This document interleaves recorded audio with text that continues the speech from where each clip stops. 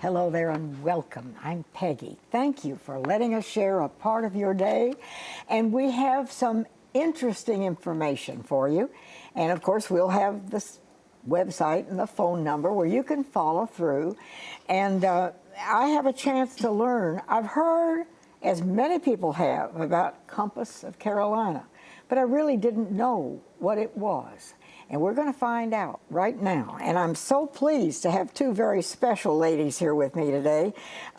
Nicole Sheppard is here, and Beth Padgett. And Beth is the executive director. And Nicole, I'm not sure exactly what you do, but you look very important. What is your title? I am a Second Chance Program Coordinator and Victim Services Facilitator and Counselor in our Family Violence Intervention Program. Well, I think that's pretty important. Yeah. When people are hurting and they need help, and especially where it affects children, and you can help to heal, that's a beautiful thing. Compass of Carolina. It's existed since 1919. This is what this little brochure says.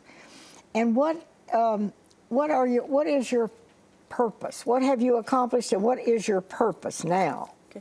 First of all, Peggy, thank you so much for having us on here today. We really appreciate it. We appreciate the opportunity to meet you and to share the story of Compass with all your viewers on WGGS. Compass of Carolina, it traces its heritage back to 1919. But there have been a number of name changes and a number of program changes since then. But that's where our charter, if you trace the charter as it was passed along, it goes back to 1919 when the Girls Protective Bureau was formed during World War I in Greenville outside of Camp Sevier to help the girls who had followed the Army bases and were getting in trouble. And it was an initiative from the War Department. It was a federal program, and since we had Camp Sevier here, we were one of 80 cities that had Army camps, as they were called back in World War I, that we got a little federal money, and the community raised money to start the Girls Protective Bureau. The name has changed probably 6, 7, 8 times over the past almost 100 years, but the mission has some of the same traits as it did back in 1919, which is we help people in trouble. Sometimes they get in trouble because of circumstances that happen to them. Sometimes they get in trouble because of things they do, decisions they make that lead them to get in trouble with the courts or whatever. And our mission is to provide compassionate and affordable counseling and educational programs to individuals, to children, and to families, with the goal of making a stronger community here by making stronger families and stronger individuals. We believe that everyone has the right to live and to work in a safe environment, and many of our programs are designed to help people get their lives back on track, or in some cases they have to start life anew. We have a strong emphasis in the area of domestic violence, and several of our programs, including one that Nicole works with, they are aimed at helping us help families throughout, people who are batterers, people who are victims, and then those young victims who are growing up in those homes. They witness this. Who witness that. Yeah. A number of our programs are aimed at helping break that cycle, that generational cycle of violence that we see so often in South Carolina. But Beth, this is not something that's just in one little part of society. This is all through society. I mean, right, and Nicole can speak to this because she does work directly. I'm not a counselor. I'm the executive director, and I started almost 8 months ago, about 8 months ago at Compass after a career in newspapers, most of that spent at the Greenville News. That's how I knew you. That's how you knew me. So I'm not a counselor, and I let my counselors, my therapists, talk about the details of what takes place in those group sessions or in the individual counseling sessions. And I'm very comfortable speaking just generally about Compass. Nicole can tell you a little bit more about how we deal with victims and what we offer victims of domestic violence. And but most generally, our whole all those programs, regardless of whether we're working with the batterers, most of them come through the court system, Yeah. whether we work with the victims, and Nicole can speak very much in depth, or whether we're working with those youngest victims. The programs are to help them deal with what's happening, overcome it, and ultimately break that generational cycle of abuse. You just said the magic word, to break that. Yes. Because many times, isn't this true, that the people who do this kind of activity with their families or in their homes, violence of any kind, they have experienced themselves maybe in childhood, and it's like learned behavior. Mm-hmm. Is that right? Mm-hmm. It can be. It can be.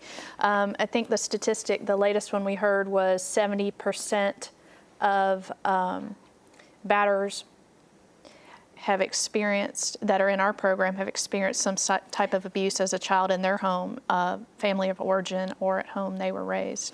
Now, I think this is really sad. South Carolina is a rather small state when you compare it to other parts of the country, and New York and Michigan, and yet we are number 1, 2, or 3 in the nation for domestic violence. That is shocking. There are many ways to judge the frequency of domestic violence, how pervasive it is. In a number of statistics, we are very high, almost consistently in the top 10, regardless of how you measure it. But in special areas, and Nicole will speak to the ones that concerns victims the most, and that is men killing women with guns. We are consistently number 1, sometimes number 2, but consistently number 1 or 2 in that area. And that is one of the most frequently cited statistics, because unfortunately it's one that cannot be tweaked when you're dealing with statistics. Cases can be pled down in court, or sometimes pled down even before they get to court, and someone maybe who would be charged with criminal domestic violence ends up pleading to assault and battery or public disorder or things like that, and that doesn't show up in the statistics. In men killing women, that is pretty absolute. And so that is looked upon nationally as a really concrete, firm statistic that people can't argue with. And we have our fair share of that. Yes, ma'am. In South Carolina for a state as the size that we are, compared to some other states. So Compass of Carolina, now you are trying to address some of these problems, right? We are. How do you do this? Do you have classes, or you teach people, or you go into the home or the area where they've been abused? How do you do this? You want to talk about victims, and then I'll... Because domestic violence is such a pervasive problem in South Carolina, much less the upstate, because we are one of the largest counties, the problem isn't just the murders. What we're working with in our 26-week psychoeducational program is educating the victims and survivors that it oftentimes starts very small, and that the pattern of behaviors, by definition, domestic violence is a pattern of behaviors, and it's to exert coercive power and control from one person over another, and even the children. So what we do in our program, which is completely free of charge for survivors of domestic violence, in the 26-week program, we're educating them on healthy relationships in general. Topics range from the cycle of violence to power and control to hidden victims and how adversely children are affected by domestic violence, to money management, to help them learn that they can live differently for themselves and their children. We're there to help them should they choose to remain in these relationships. We're there to help them remain safe. And then should they choose to leave the relationship, we have to help them leave safely as well. So we offer a lot of different community resources as well at Compass. In addition to the 26-week program, the victims and children are eligible for free individual counseling And sessions. that was my next question. Yeah. We have this enormous problem throughout society, and you are attempting to, in however way you can, to help. Mm-hmm. So what are some of the programs, and can anybody participate? Anyone can. The various programs include our Second Chance program. What is that? That is a 10-week psychoeducational program, for family services program that involves adolescents or teenagers ages 10 to 17 and a participating parent or guardian. And these children in particular may have already been in some kind of trouble in the community, but it's also a prevention program. So we're aiming to educate them on better decision making and learning, understanding consequences of their actions and managing their anger better or differently. We are working with the parent and the child to teach them healthier ways of living in the community and at home. So you agree that violence or that kind of activity within a home is learned behavior. In other words, if these children have witnessed that as they grew up, it seems normal. It seems that's the way people behave. Am I right? I think as the non-clinical person on the couch, I think that's a good explanation. Kids learn that what they see growing up, it affects how they behave. It affects how they react when they're angry. It affects how they deal with challenges. It affects how they view the world. Many times, those young victims, the ones who are seeing, most often, mom in a bad situation, either getting beaten up.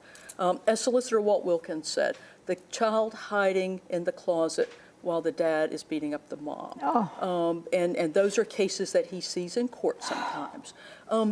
That has to affect them somehow.